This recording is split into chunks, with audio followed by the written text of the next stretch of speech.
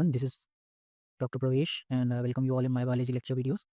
So in this video lecture we are going to cover reproductive health. So we have already discussed about the health word in the health and disease chapter और वहाँ पे हम लोगों ने बात किया था कि health is complete well-being, physical, mental and social. Okay. So a person will be called as healthy when he is physically, mentally and socially healthy. हम लोगों ने ये तीनों एस्पेक्ट की बात की थी. तो सिमिलरली रिप्रोडक्टिव हेल्थ में भी यही बात करेंगे. ठीक, तो रिप्रोडक्टिव हेल्थ में भी अगर हम सिंपल वे में हम लोग बोलते थे कि डिजीज फ्री स्टेट जो होता है, सिंपली हम बोल सकते हैं कि अगर डिजीज फ्री स्टेट है, सारे ऑर्गन्स जो है वो अच्छे से काम कर रहे हैं तो वो हेल्थ है. ठीक है, हेल्दी ऑर्गन्स है. ऐसे रिप्रोडक्टिव हेल्थ में भी हम बोल सकते हैं कि सिंपली अगर ऑर्गन्स नॉर्मल फंक्शन कर रहे हैं तो वो जो है हेल्दी ऑर्गन्स हैं या रिप्रोडक्टिव हेल्थ. बट अब किसी चीज़ को समझने के दो तरीके हो सकते हैं. एक आप नैरो माइंडेड होकर के समझ सकते हो, है ना, उसके सिर्फ एक ही एस्पेक्ट को ध्यान में रखता है. तो यहाँ पे हम सिर्फ ऑर्गन के हेल्थ के बारे में बात कर रहे हैं, लेकिन मेंटल हेल्थ, सोशल हेल्थ के बारे में बात नहीं कर रहे. तो अगर हम इसको वाइड पर्सपेक्टिव से या एक ब्रॉड माइंड से समझें और सारे एस्पेक्ट्स को इंक्लूड करेंगे तो रिप्रोडक्टिव हेल्थ सिर्फ रिप्रोडक्टिव ऑर्गन्स का बेहतर तरीके से काम करना नहीं है. ठीक, तो ब्रॉडर वे में अगर हम इसको समझेंगे तो WHO ने एक अच्छा डेफिनेशन बताया है कि एक रिप्रोडक्टिव हेल्थ हेल्दी सोसाइटी का क्या मतलब होता है और रिप्रोडक्टिव हेल्थ का मतलब क्या होता है. ठीक है, तो उसमें WHO डिफाइन करता है कि रिप्रोडक्टिव हेल्थ जो होता है वो, आप यहाँ पे देख सकते हो कि रिप्रोडक्टिव हेल्थ क्या होता है कि रिप्रोडक्टिव हेल्थ क्या होता है कि इसमें कंप्लीट वेलबींग होता है, फिजिकल, मेंटल, इमोशनल, सोशल. ठीक है, बिहेवियरल.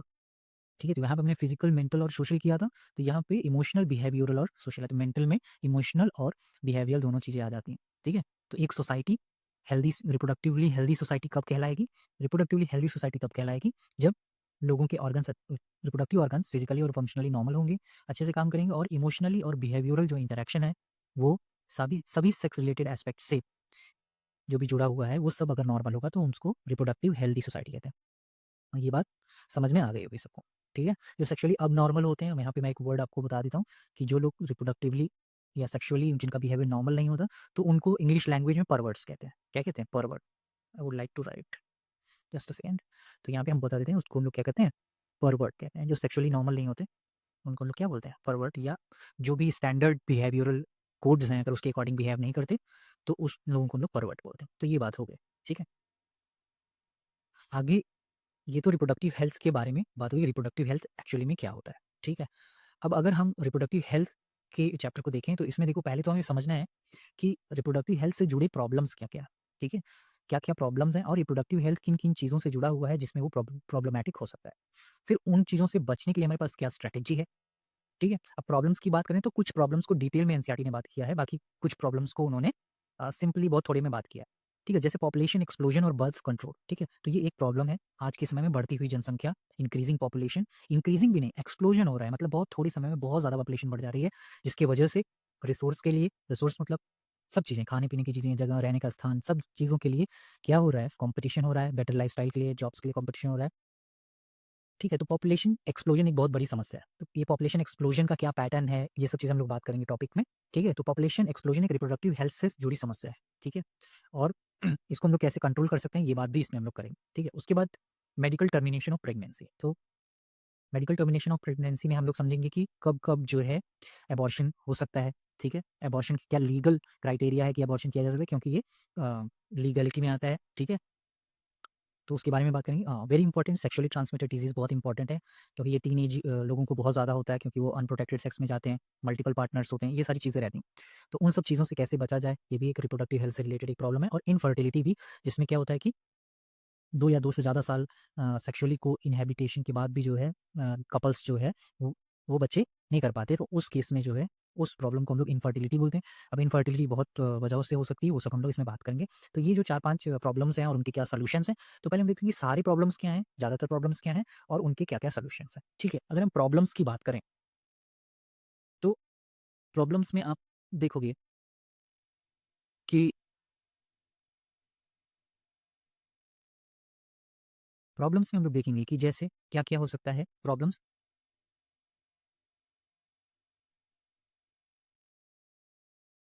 क्या-क्या प्रॉब्लम्स हो सकती हैं. प्रॉब्लम देखो, हो सकता है इन्फेंट मॉर्टेलिटी हो सकती है, बच्चों की मौत, छोटे बच्चे जो होते हैं उनकी डेथ हो जाती है ना. तो इन्फेंट मॉर्टेलिटी एक चीज़ हो सकती है.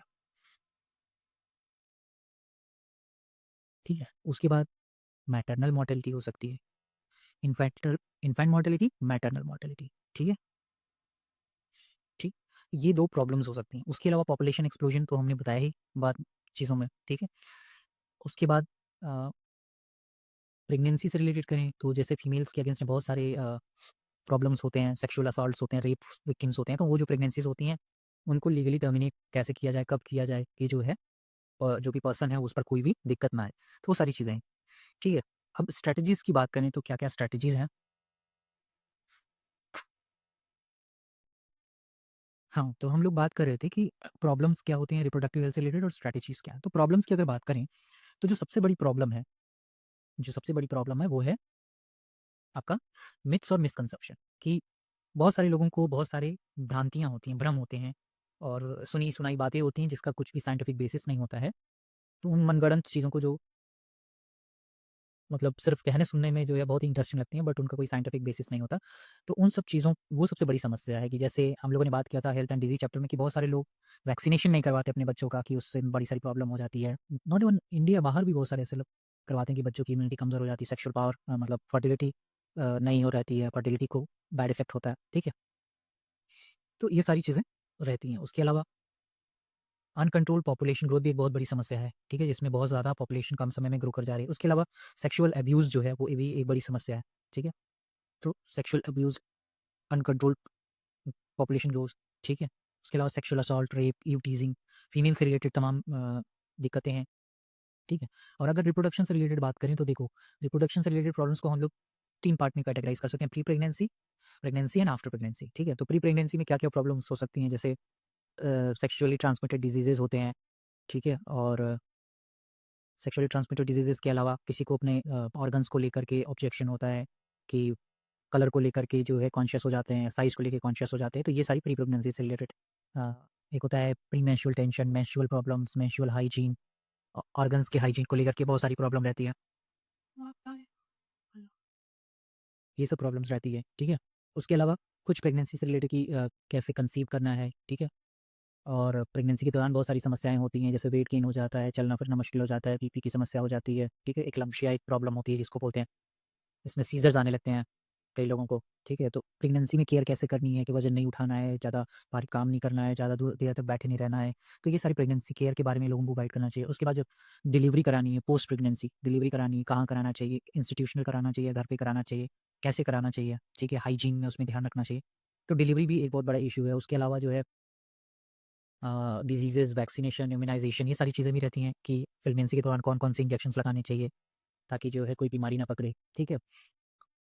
उसके अलावा कंट्रासेप्शंस, मेंस्ट्रुअल प्रॉब्लम वो सब हमने बात की, स्टिल बर्थ की प्रॉब्लम होती है, इनफर्टिलिटी की प्रॉब्लम। तो ये सब कुछ जो है, ये सेक्सुअल रिलेटेड कुछ प्रॉब्लम्स होती हैं, रिप्रोडक्टिव हेल्थ से रिलेटेड प्रॉब्लम्स होती हैं, ठीक है? तो अगर मैंने इसको पहले से ही मार्क करके लिख लिया कि आपकी बुक में क्या-क्या मेंशन है, कहाँ-कहाँ मेंशन है, तो ये सारी चीज़ें समस्याएँ होती हैं। डिलीवरी से रिलेटेड समस्या क्या होती है कि गाँव में जो है, दाइयाँ जो है डिलीवरी कराती हैं, जो ट्रेड प्रोफेशनल्स नहीं होते, वो डिलीवरी कराते हैं, उसमें बहुत सारे बच्चों का, बहुत सारे फीमेल्स को बहुत सारी बीमारियाँ हो जाती हैं, हाइजीन अच्छी नहीं होती, साफ-सफाई से नहीं करते तो ये सारी चीज़ें हैं। उसके अलावा फीमेल फीटिसाइडिक सेक्स डिटर्मिनेशन भी एक बहुत बड़ी समस्या है कि लड़की है अगर तो उसको भ्रूण में गर्भ में ही मार देते, फीमेल फीटिसाइड बोलते, तो these are some social evils.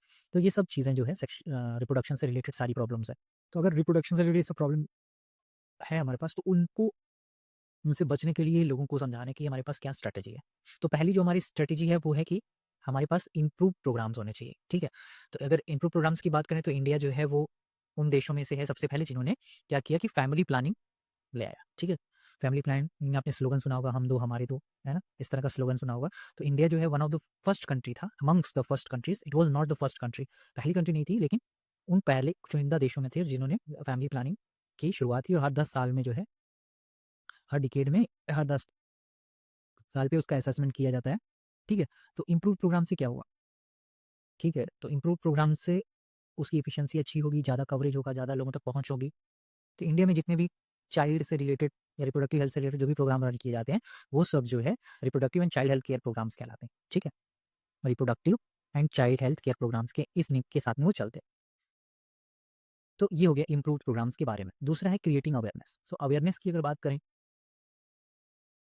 तो किसको अवेयर करना है, किसको बताना है, कैसे बताना है, किसके द्वारा बताना है? तो अवेयरनेस जो है वो गवर्नमेंट फैला सकती है, नॉन गवर्नमेंट ऑर्गेनाइजेशंस, एनजीओज फैला सकते हैं, रिलेटिव्स, टीचर्स, पेरेंट्स, ये सब लोग अवेयरनेस फैलाने में बहुत रोल कर सकते हैं। अब किसको किसको अवेयर करना है, ठीक है, ये ध्यान देना है। तो हमें जो है जनरल पीपल को, टीनेजर्स, चाइल्ड्स को और fertile couples, marriageable age groups के लोगों को जो है वो एजुकेट करना है, अवेयर करना है। किस किस बारे में, ठीक है, वो बात करते हैं। कैसे कर सकते हैं? ऑडियो विजुअल, है ना, उनको उसके बारे में जो है, जो भी इन्फॉर्मेशन है उसके ऑडियो सुना सकते हैं, उनको प्रोग्राम्स दिखा सकते हैं, वीडियो, प्रिंट मीडिया से ड्रामा कर सकते हैं, स्किट कर सकते हैं, रैलीज निकालते हैं लोग, ठीक है। तो ये सारी चीज़ें जो है पॉसिबल है। उसके अलावा क्या कर सकते हैं? अच्छा, अब जो जनरल पीपल हैं उनको पहले तो रिप्रोडक्टिव ऑर्गन्स के बारे में जानकारी मिलनी चाहिए, हाइजीन के बारे में, सेक्सुअली ट्रांसमिटेड डिजीजेस क्या होती हैं, कैसे फैलती है, एड्स के बारे में, ठीक है। उसके अलावा जो फर्टाइल और मैरिजेबल ग्रुप्स के लोग होते हैं उनमें बर्थ कंट्रोल ऑप्शंस क्या क्या हैं, प्रेगनेंसी में कैसे केयर किया जाता है, तो ये सब चीज़ें इन लोगों को एजुकेट करने की ज़रूरत है, ठीक है। अच्छा, ये बात हो गई। और क्या स्ट्रेटजीज हम लोग बना सकते हैं? तो हमने बात कर ली कि इम्प्रूव्ड प्रोग्राम्स होने चाहिए, ठीक है, इम्प्रूव्ड प्रोग्राम्स होंगे। उसके बाद क्रिएटिंग अवेयरनेस, अवेयरनेस करेंगे, ठीक है। स्ट्रॉन्ग इंफ्रास्ट्रक्चर होना चाहिए। इंफ्रास्ट्रक्चर मतलब हमारे पास प्रॉपर हॉस्पिटल्स होने चाहिए, प्राइमरी हेल्थ सेंटर्स होने चाहिए, हेल्थ एंड वेलनेस सेंटर होने चाहिए, कम्युनिटी हेल्थ सेंटर्स होने चाहिए, हॉस्पिटल्स होने चाहिए सब डिस्ट्रिक्ट और डिस्ट्रिक्ट लेवल पे। तभी ना हम इतने लोगों को जो है बेटर फैसिलिटी प्रोवाइड करा पाएंगे। सिर्फ अस्पताल नहीं, सिर्फ इंफ्रास्ट्रक्चर नहीं, हमारे पास मटेरियल सपोर्ट भी होना चाहिए और प्रोफेशनल लोग भी होने चाहिए। मतलब हमारे पास डॉक्टर्स भी होने चाहिए उस हिसाब से। अगर हमारे पास डॉक्टर्स नहीं होंगे, मटेरियल सपोर्ट ही नहीं होगा, तो कैसे हम लोग जो है, जो लोग ज़रूरतमंद हैं उनका हम लोग ट्रीटमेंट कर पाएँ, ठीक है? तो ये चीज़ समझाओ। तो हमें मटेरियल सपोर्ट, दवाइयाँ, बेड, इक्विपमेंट्स, ये सारी चीज़ें चाहिए। प्रोफेशनल एक्सपर्ट्स, डॉक्टर, नर्सेज़, है ना, वार्ड बॉय, स्टाफ, साफ-सफाई कर्मी, ये सब, दाई वगैरह, जो आशा हैं, हेल्थ वर्कर्स हैं, वो सब चाहिए। नई-नई टेक्नोलॉजी क्या आ रही है, उनके बारे में भी लोगों को बताना और इम्प्लीमेंट करना न्यू टेक्नोलॉजीज़ को। और जहाँ पे भी ज़रूरत है, वहाँ पे स्टैच्यूटरी बैन लगाना। जहाँ पे जैसे कि सेक्स जानने के लिए लोग जो है बच्चों के वो अल्ट्रासाउंड वगैरह का यूज़ करते हैं, तो वहाँ पे देखो अपना बैन है। उसके अलावा जो रिसर्च एनकरेजमेंट करना चाहिए इस फील्ड में, पब्लिक हेल्थ में या रिप्रोडक्टिव पब्लिक हेल्थ में जो भी रिसर्च पॉसिबल है, ठीक है, जिससे हमने अच्छे प्रोग्राम्स बना सकते हैं, अच्छे स्कीम्स ला सकते हैं, जिससे सबका बेनिफिट होगा, ठीक है। तो ये सारी बात है। तो हमने समझ लिया कि प्रॉब्लम क्या-क्या है और उससे रिलेटेड स्ट्रैटेजीज़ क्या-क्या हैं। अब अगर हम लोग बात करें, तो ये सारी चीज़ें इसमें इसमें मेंशन है। हम लोगों ने सारी बातें की। देखो यहाँ पे मैंने प्रॉब्लम्स को यहाँ पे हाइलाइट किया हुआ है कि मिथ्स एंड मिसकंसेप्शंस हैं सेक्स रिलेटेड एस्पेक्ट से, तो प्रॉपर इन्फॉर्मेशन लोगों के बारे में होनी चाहिए। उसके अलावा uncontrol population, social evil, sexual abuse, sex related crimes हैं, ठीक है? तो उसमें भी लोगों को साइकोलॉजिकली एजुकेट करना चाहिए कि वो किस तरीके से सारी चीज़ों को मैनेज कर सकते हैं, अपने इमोशंस को, अपने बिहेवियर को कैसे मैनेज कर सकते हैं। उसके अलावा फीमेल्स में जो मेंस्ट्रुएटिंग फीमेल्स होती हैं, इनमें मेंस्ट्रुअल प्रॉब्लम होता है, इरेगुलर मेंस्ट्रुअल की प्रॉब्लम होती है, कंट्रासेप्शन, इनफर्टिलिटी, ये सब प्रॉब्लम्स होती हैं, तो उसको भी एजुकेशन और प्रॉपर स्टाफ में प्रोफेशनल एक्सपर्टाइज़ की हेल्प से हम लोग उसको ठीक कर सकते हैं, ठीक है? उसके अलावा देखो स्टैचुरी बैन होना चाहिए ऐसी टेक्नोलॉजी को जिनका आप यूज़ हो रहा हो, जैसे कि एमिनोसेंटेसिस जो है वो बीमारियों का पता लगाने के लिए की जाती है। तो एमिनोसेंटेसिस में क्या होता है कि जो प्रेग्नेंट लेडी होती है उसके स्टमक से एमनियोटिक फ्लूइड जो है वो एक्सट्रैक्ट किया जाता है, जिसमें फीटस की कुछ सेल्स होते हैं और उन सेल्स की हेल्प से जो है कैरियोटाइपिंग करके, उनके क्रोमोसोम की स्टडी करके जो है क्रोमोसोमल एब्नॉर्मलिटीज़ और म्यूटेशन जो भी डिजीज़ेज़ होती हैं, जेनेटिक डिसऑर्डर्स, उनका पता लगाया जाता है। तो कई लोग उसका इस्तेमाल सेक्स डिटर्मिनेशन में भी करते हैं, तो वो चीज़ नहीं करना चाहिए। तो उस पर अगर सरकार कोई नियम ले आती है, पनिशमेंट ले आती है, पेनल्टी ले आती है, तो वो चीज़ अच्छी चीज़ है जो इसमें हेल्प करेगी। ठीक है? तो हम लोगों ने स्टैचुरी बैन की बात की, एमिनोसेंटेसिस पर, टोबैको कंज़म्पशन और ये सब पे भी देखो आप स्टैचुरी बैन होता है। ठीक है? उसके बाद रिसर्च में देखो जैसे नई एक इकोनॉमिकली फिजिबल जो है सहेली करके कंट्रासेप्टिव पिल्स लाई गई, तो central drug research institute Lucknow ने ये ड्रग बनाई, ठीक है। तो इस तरह से लोगों को ताकि इकोनॉमिकली फिजिबल दवाइयाँ मिल सकें, ठीक है। ये सारी चीज़ें तो हम इसके लिए रिसर्च को प्रमोट करना चाहिए, ठीक है। तो ये सारी बातें इसमें लिखी हुई हैं, आप पढ़ के समझ सकते हो, ठीक है।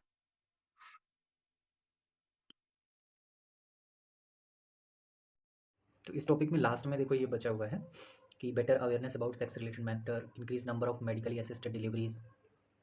मतलब कि अगर जब सेक्स रिलेटेड मैटर्स के बारे में करेक्ट इन्फॉर्मेशन सबके पास हो, ठीक है, सारे टीनेजर्स के पास, फर्टाइल कपल्स और मैरिड कपल्स के पास, तो क्या होगा कि वो अपने रिप्रोडक्टिव नीड्स को बहुत अच्छे से मैनेज कर पाएंगे। उसके अलावा मेडिकल फैसिलिटीज़ बढ़ जाएँ, ठीक है, जो डिलीवरीज़ गाँव में हो रही हैं, घरों के अंदर हो रही हैं, विदाउट प्रोफेशनल केयर हो रही हैं, तो वहाँ पे क्या हो कि मेडिकली असिस्टेड डिलीवरीज़ हों, जहाँ पे मेडिकल प्रोफेशनल्स उनको हेल्प करें डिलीवरी में और सारी फैसिलिटीज़ हों, हाइजीन मेंटेन हो। उसके अलावा बेटर पोस्ट नेटल केयर मतलब जब डिलीवरी हो जाती है, बच्चे की देखभाल कैसे करें, मदर की देखभाल कैसे करें, तो ये सब चीज़ें। उससे क्या होगा कि बच्चों की मृत्यु दर जो है, इन्फैंट मोर्टेलिटी रेट, उनके मरने की जो रेट है वो कम होगी।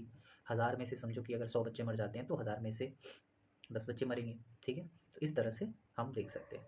तो मैटरनल मोर्टेलिटी रेट कम होना, इन्फैंट मोर्टेलिटी रेट कम होना, awareness about sex related matters, ये सारी चीज़ें एक इंडिकेटर है कि सोसाइटी में है रिप्रोडक्टिव हेल्थ इंप्रूव हो रही है। उसके अलावा better detection cure of STDs, ऐसे टेस्ट हों जिनसे सेक्सुअली ट्रांसमिटेड डिजीज़ का ईजिली क्योर हो सके और उनको आसानी से पहचाना जा सके, ठीक है। और लोग जो है स्मॉल फैमिलीज़ को प्रेफर करें, और ओवरऑल जो है medical facilities for all sex related problem in, ये सब जो है इंडिकेटर्स हैं improved health, reproductive health of a society के। तो ये हम लोग समझ गए, ठीक है। तो this was the last thing about the problems and strategies about reproductive health related matters. तो ये चीज़ हम लोग समझ गए, ठीक है। अब हम लोग थोड़ा समझते हैं कि पॉपुलेशन और पॉपुलेशन स्टेबलाइजेशन या पॉपुलेशन एक्सप्लोजन जो था, ठीक है। तो वहाँ पे एक्सप्लोजन लिखा है, यहाँ पे स्टेबलाइजेशन लिखा है, ठीक है। तो एक्सप्लोजन या स्टेबलाइजेशन जो भी हम करना चाहते हैं, एक्सप्लोजन या एक्सप्लोजन, ओके। तो जो भी हम पढ़ना चाहते हैं, तो हम क्या करेंगे कि पिछले 100 साल में, लास्ट सेंचुरी में हम लोग देखेंगे कि पॉपुलेशन ग्रोथ का क्या पैटर्न है, ठीक है, पूरी दुनिया में और इंडिया में, ठीक। तो अगर हम पूरी दुनिया में देखें, वर्ल्ड में, लेट्स चेंज द कलर, बदल देते हैं, एक जैसा कलर हो गया हर जगह, वही। तो वर्ल्ड में देखें और इंडिया में देखें, ठीक है। तो और जूम करना पड़ेगा, वर्ल्ड में देखेंगे और इंडिया में देखेंगे पैटर्न, ठीक है। तो अगर हम लोग बात करें 1900 की, अभी हम लोग 2000 में, 1900 में क्या सिचुएशन था कि वर्ल्ड में जो पॉपुलेशन था वो 2 बिलियन पॉपुलेशन था, ठीक है, मतलब 200 करोड़ लोग थे, ठीक है। और अगर हम लोग इंडिया में बात करें 1947 में, जो इंडिया की पॉपुलेशन थी that was around 350 million. 350 million का मतलब क्या हुआ कि 3 करोड़ 50 लाख। बस इंडिया में कितने लोग थे आज़ादी के समय? Is it? नहीं, 35 करोड़ लोग थे, 35 करोड़ ना, 3 करोड़ 50 लाख नहीं, 35 करोड़ लोग थे, ठीक है। अब 2000 में जब देखा गया वर्ल्ड की पॉपुलेशन तो 6 बिलियन हो गई, मतलब कितना हो गई, 3 टाइम्स हो गई। तो 3 गुना रफ्तार से देखो पॉपुलेशन बढ़े। और इंडिया की पॉपुलेशन कितनी हो गई? इंडिया की पॉपुलेशन इट वेंट टू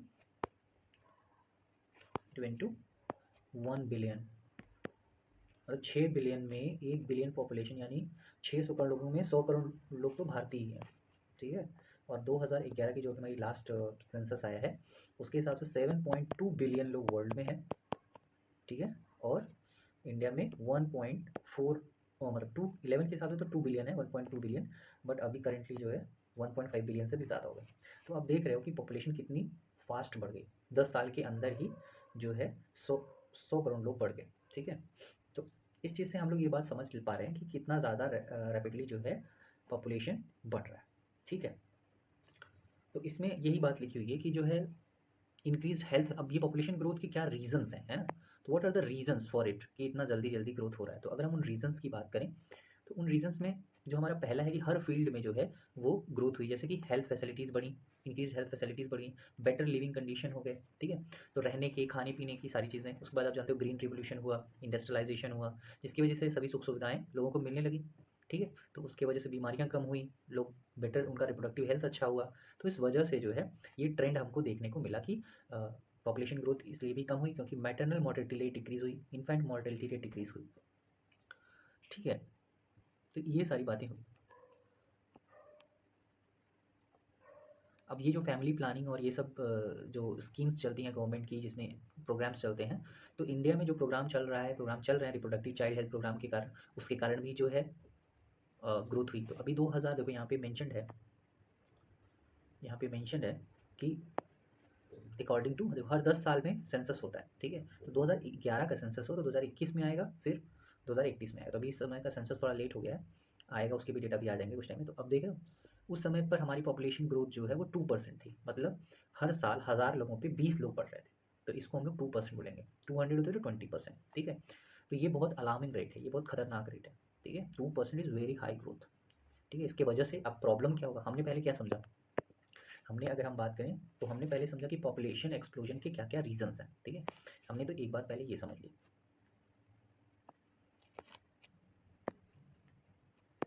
हमने क्या क्या पढ़ लिया। पहला तो हमने पढ़ लिया कि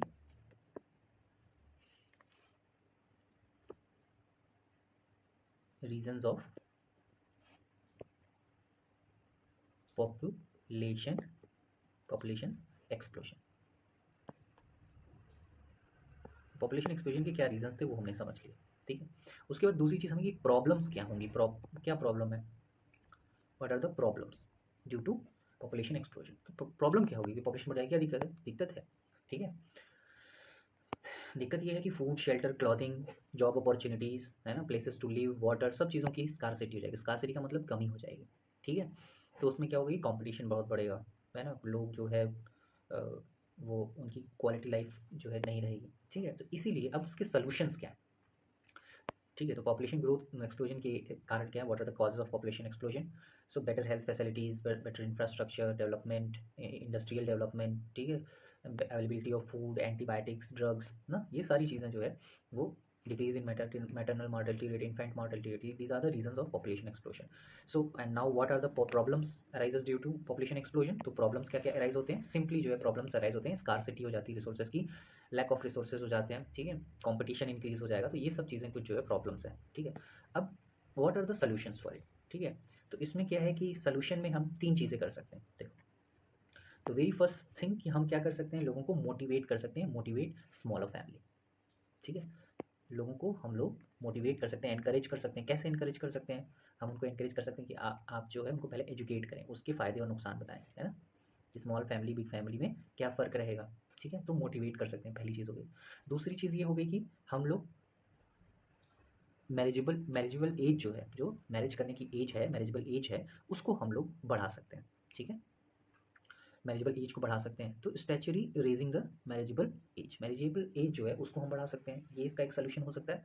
उसके अलावा क्या होता है, उसके अलावा हम उन लोगों को जो स्मॉल फैमिलीज अडॉप्ट कर रहे हैं उनको इंसेंटिव्स दें, मतलब कुछ पैसे दें जिससे उनको प्रोत्साहित हो, एनकरेज हो, ठीक है।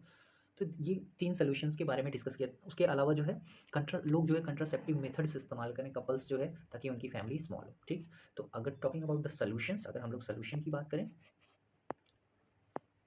तो सोल्यूशंस क्या क्या हो सकते हैं, लेट्स टॉक अबाउट सोल्यूशंस। यहाँ पे हम बोल सकते हैं कि सोल्यूशंस क्या है। सोल्यूशंस क्या है पॉपुलेशन, एक तो हम क्या कर सकते हैं, मोटिवेट पीपल टू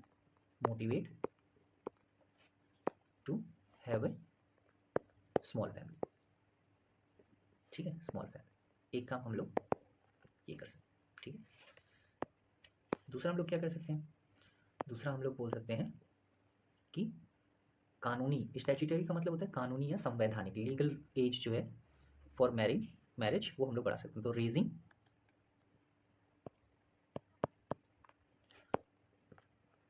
मैरी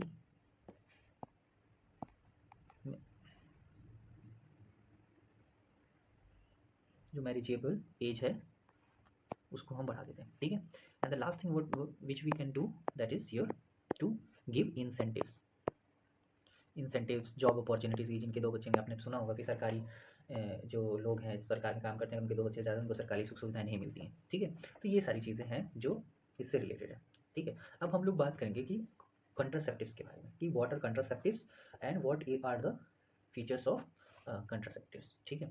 तो कंट्रासेप्टिव्स बेसिकली क्या होते हैं कि ये या तो डिवाइसेस होते हैं या फिर कुछ ऐसी स्ट्रेटजीज होती हैं जिससे जो है ये कंट्रासेप्टिव ऐसे मेथड्स होते हैं या ऐसे डिवाइसेस होते हैं या स्ट्रेटजी होती है जो अनवांटेड प्रेगनेंसीज को प्रिवेंट करने में, रोकने में हेल्प करते हैं। देखो, डॉल्फिन्स और ह्यूमंस ही ऐसे एनिमल्स हैं जो प्लेजर के लिए सेक्स करते हैं, ठीक है।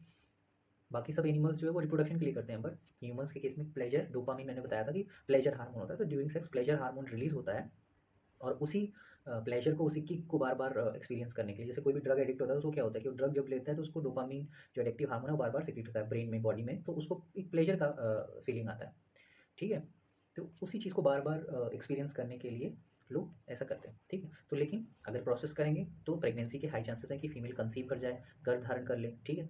अब क्या है कि वो रिस्की टास्क है, ठीक है, कि अगर एक बार प्रेग्नेंट हो गई महिला तो उसमें क्या है कि फिर अगर हम ज़बरदस्ती करेंगे तो फिर उसमें लाइफ थ्रेटनिंग सिचुएशन हो सकती है, बच्चे के लिए भी और मदर के लिए भी, ठीक है। तो अगर बच्चे को प्रेग्नेंट हो गई है तो उसको फिर अबॉर्ट करना पड़ेगा, that is to kill the foetus, ठीक है, जो भी फीटस है या फिर एम्ब्रियो है उसको किल करना पड़ेगा, तो उसको हम लोग टेक्निकली अबॉर्शन बोलते हैं, ठीक है। तो कंट्रासेप्टिव में क्या होता है कि इट स्टॉप्स द इम्प्लांटेशन। तो इम्प्लांटेशन नहीं होने देगा। जो फर्टिलाइज्ड स्पर्म और ओवम है, जो जाइगोट है, वो फीमेल के यूट्राइन वॉल में वो जो है इम्प्लांट नहीं हो पाएगा, उसमें धंस नहीं पाएगा, तो जिससे वो न्यूट्रिशन नहीं डिराइव कर पाएगा। तो फिर जब नेक्स्ट मेंसेस आएगा तो उसके साथ फ्लो करके बाहर चला आएगा। ठीक है, तो ये एक स्ट्रैटेजी होती है सिंपल सा। तो अब अगर आपको याद रखना है कि एक आइडियल कंट्रासेप्टिव कैसा होता है, उसके लिए मैंने एक निमोनिक्स बनाए हैं जो बहुत मतलब मुझे तो बहुत अच्छा लगा। इसका एग्जांपल है कि नो फियर, मतलब इसका निमोनिक्स जो है वो है नो फियर। तो नो फियर से कैसे हम याद रखेंगे? No fear, FEAR। ठीक है, तो आप जब भी कंट्रासेप्टिव इस्तेमाल करें आपको कोई डर नहीं होना चाहिए। ठीक है, तो नो से याद रखना है no side effects, no interference with the sexual act. मतलब कोई भी यूज़ करने पे कोई भी साइड इफेक्ट नहीं होना चाहिए, किसी तरह का जलन, खुजली या फिर कोई अदर साइड इफेक्ट्स, जैसे कि अगर केमिकल्स लेते हैं तो बॉडी में वेट गेन और ये सब नहीं होना चाहिए, इरेगुलर मेंस्ट्रुअल साइकिल नहीं होनी चाहिए, तो ये सब साइड इफेक्ट्स होते हैं। ठीक है, उसके अलावा जब सेक्सुअल एक्ट किया जाता है या सेक्सुअल डिज़ायर है, ड्राइव है, तो उसमें भी कोई इंटरफेरेंस नहीं होना चाहिए, उसमें भी कोई दखलंदाजी इसके वजह से नहीं होना, दखल नहीं होना चाहिए। ठीक है, पहली चीज़ तो ये होगी कि किसी भी तरह का साइड इफेक्ट नहीं होना चाहिए, किसी तरह का इंटरफेरेंस नहीं होना चाहिए। उसके बाद यूज़र फ्रेंडली होना चाहिए, F फॉर फ्रेंडली। ठीक है, एक सेकंड थोड़ा ऊपर कर, तो यहाँ पे नो फियर से हम इसको समझ सकते हैं। तो इसमें पहला जो चीज़ है वो है कि no side effects, side effects नहीं होने चाहिए। ठीक है, और नो इंटरफेरेंस या not interfere sexual act, desire and drive, desire और ड्राइव। तो इन सब चीज़ों में कोई भी दिक्कत नहीं आनी चाहिए कि अब पता चले कि अट्रैक्शन ही खत्म हो गया मेल फीमेल के अंदर। ठीक है, उसके बाद फियर की जब बात फियर की बात कर रहे हैं तो F for stands for friendly. तो ये यूज़र फ्रेंडली होना चाहिए, लगाने में आसान होना चाहिए, कोई बहुत ज़्यादा तामझाम नहीं होना चाहिए कि जिससे दिक्कत हो। ठीक है, ईजिली अवेलेबल हो और इफेक्टिव हो, ईजिली अवेलेबल। ठीक है, ईजिली अवेलेबल और effective.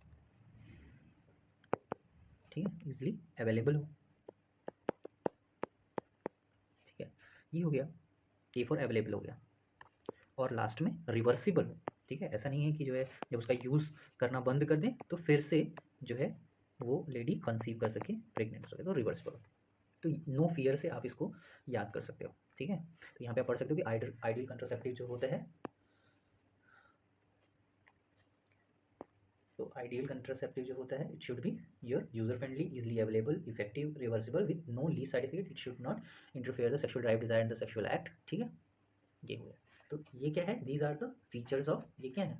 Features of ideal contraceptive. तो इससे ऐसे क्वेश्चन आ सकते हैं कि what is the features of ideal contraceptive. तो ये क्वेश्चन आपको ध्यान रखना है। ठीक है, दीज आर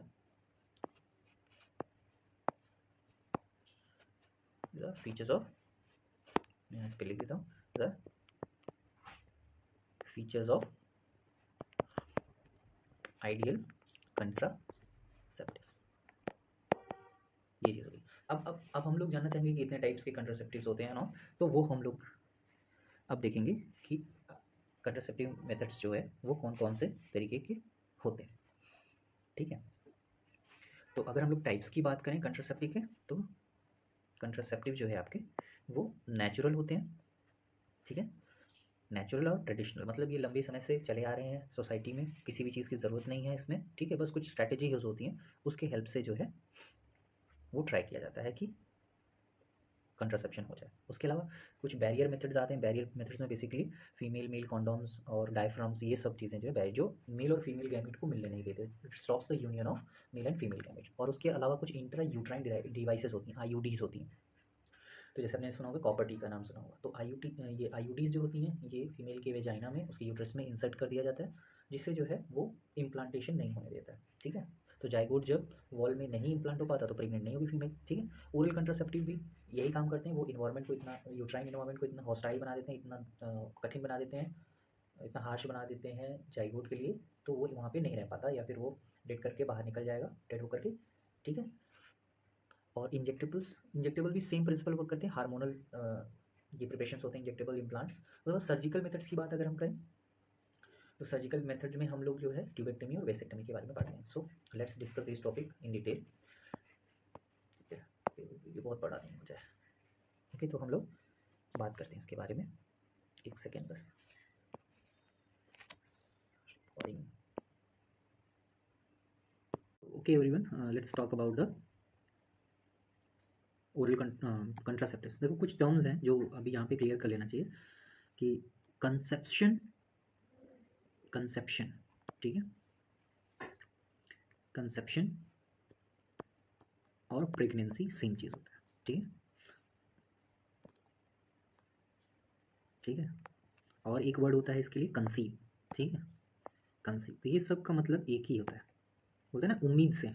कंसीव मतलब उम्मीद होता है, but it's in apparently suggest to the pregnancy, ठीक। तो यही सारी चीज़ें, कंसेप्शन, प्रेगनेंसी एंड कंसीव, ठीक है। तो अगर female conceived, she has conceived, it means she got pregnant, ठीक है। इम्प्रेग्नेट एक वर्ड होता है, वो भी आपको जानना चाहिए।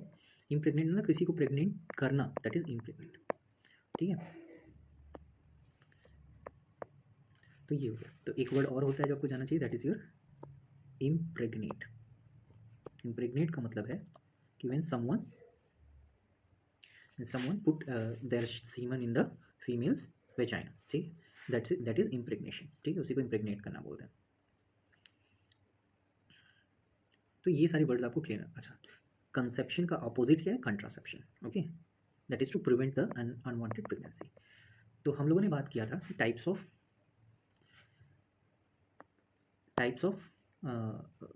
कंट्रासेप्टिव मेथड्स क्या क्या होते हैं। तो हम लोगों ने बात कर रहे थे कि ट्रेडिशनल और नेचुरल बैरियर्स होते हैं, ट्रेडिशनल और नेचुरल मेथड्स होते हैं, ठीक है। तो ये क्या है कि वही है, जैसे बोलते हैं कि गाँव में या बड़े बुजुर्ग लोग बोलते हैं कि जो है हर चीज़ का एक मतलब एक चला आ रहा है बहुत समय से, उस तरह से ही लोग कर रहे हैं, जहाँ पे मतलब बहुत टेक्नोलॉजी नहीं है, रिक्वायरमेंट नहीं है। तो जिन लोगों की थोड़ी बहुत समझ है रिप्रोडक्टिव प्रोसेसेस के बारे में, तो वो जो है कुछ ऐसे टैक्टिक्स सजेस्ट किए हुए हैं, ठीक है। तो उसमें जो नेचुरल मेथड या ट्रेडिशनल मेथड्स हैं, उसमें हमारे पास 3 ऐसी स्ट्रेटजीज़ हैं जिससे हम लोग कंसेप्शंस को अवॉइड कर सकते हैं, कंट्रासेप्शन को। एक तो जो है आपका that is your periodic abstinence, दूसरा है विड्रॉल और क्वाइटर इंटरप्टस, इसको ओनानिज्म भी बोलते हैं, ओनानिज्म आप डिक्शनरी में भी देख सकते हो। ओनानिज्म वर्ड जो है क्वाइटस इंटरप्टस के लिए होता है। और एक होता है लैक्टेशनल एमेनोरिया। एमेनोरिया का मतलब होता है एब्सेंस ऑफ मेंस्ट्रुअल साइकिल, ठीक है, एमेनोरिया। डिसमेनोरिया का मतलब होता है इरेगुलर मेंसेस, ठीक है। पॉलीमेनोरिया का मतलब जो बहुत ज़्यादा ब्लड लॉस होता है, तो that is known as polymenorrhoea, ठीक है। ये सब चीज़ें हम लोग रिप्रोडक्शन वाले चैप्टर में कर चुके हैं, ठीक है।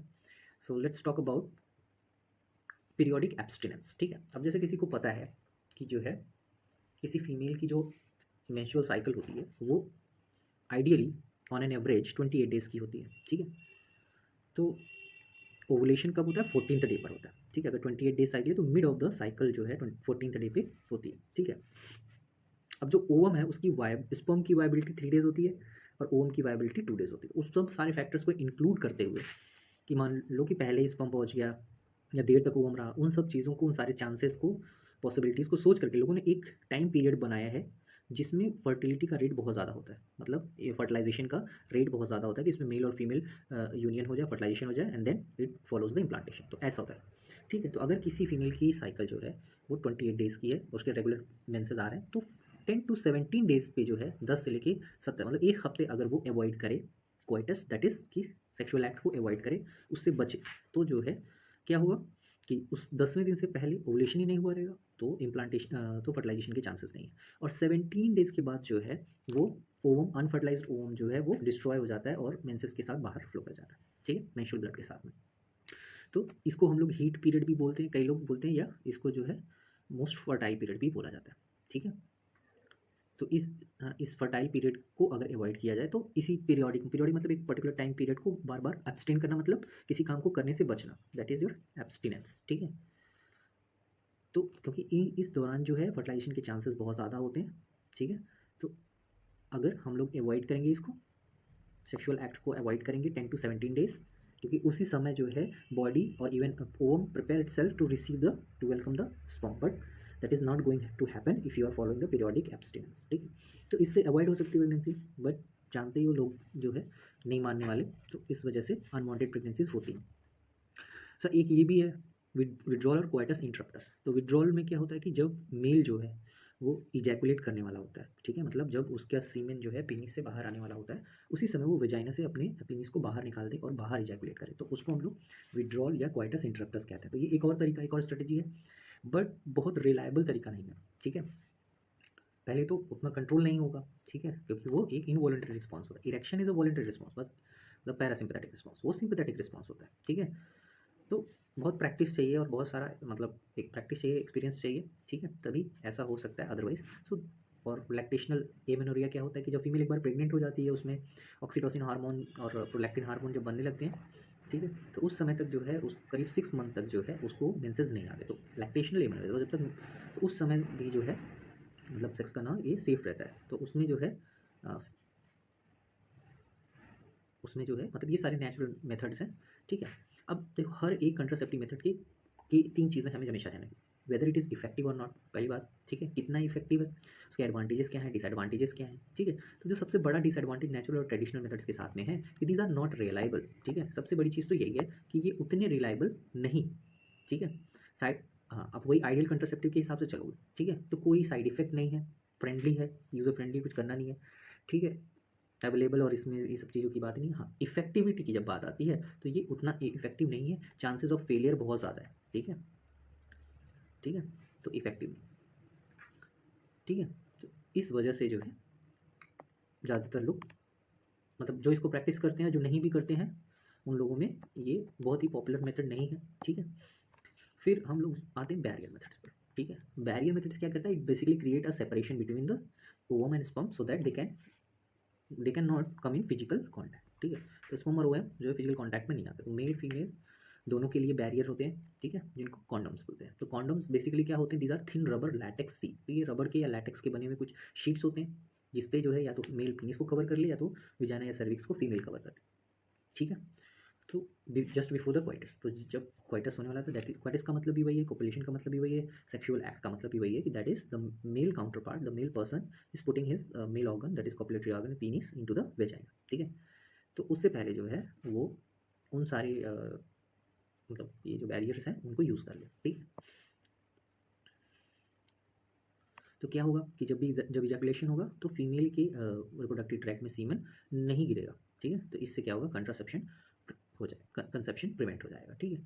तो एक पॉपुलर ब्रांड है जो सरकारी ब्रांड है, निरोध जो है, वो उसके बारे में जानना चाहिए, मेल कंडोम्स के लिए है, ठीक है। तो ये भी आपको ध्यान रहना चाहिए कि निरोध जो है वो एक पॉपुलर ब्रांड है।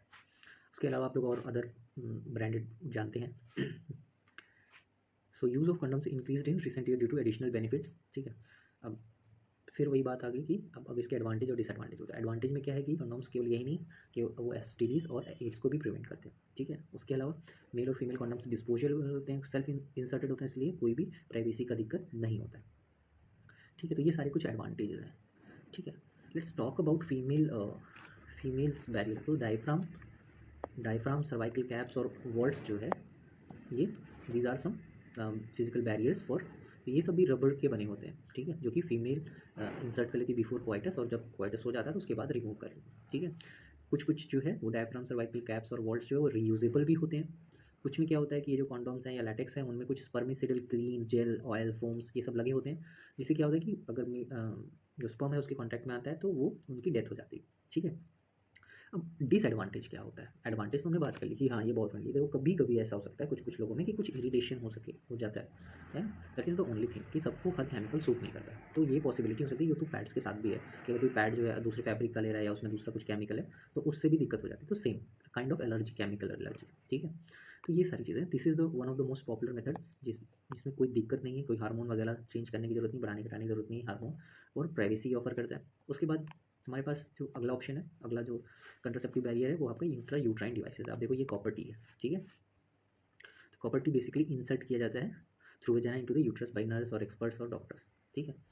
तो ये जो इंट्रा यूट्राइन डिवाइस होते हैं इसमें बहुत सारे अवेलेबल हैं, बहुत सारी टेक्नोलॉजीज़ के साथ में, बहुत सारे फीचर्स के साथ में। जैसे अब जो इंट्रा यूट्राइन डिवाइसेज हैं आपके, ठीक है, इंट्रा यूट्राइन डिवाइसेज, तो ये क्या है आपके, ये नॉन मेडिकेटेड भी हो सकती हैं, ठीक है, ये कॉपर रिलीजिंग हो सकती है और ये हार्मोन रिलीजिंग भी हो सकती है, ठीक है। सबके एग्जांपल्स याद रखें, नॉन मेडिकेटेड में लिप्स लूप आता है, कॉपर रिलीजिंग में आपकी कॉपर टी, कॉपर 7, मल्टीलोड 375 आता है, और हार्मोन रिलीजिंग में प्रोजेस्टा सर्ट LNG 20 आता है।